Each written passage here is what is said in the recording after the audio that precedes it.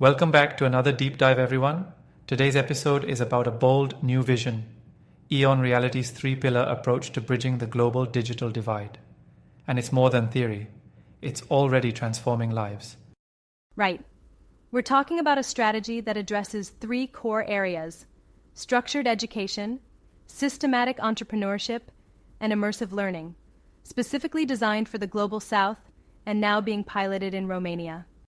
The AI for Income Academy teaches foundational skills through personalized AI content in 37 languages, so anyone, anywhere can learn skills relevant to their community.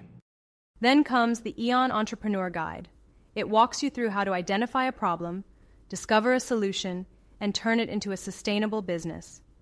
It's literally a blueprint for local innovation. And to accelerate all of this, the EON-XR platform. It's not just education, it's experience, simulations, AR guidance, and offline tools for regions without connectivity. We're talking 4x faster learning and 75% retention.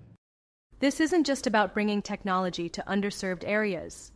It's about enabling those communities to adapt that tech, build businesses, and own their futures.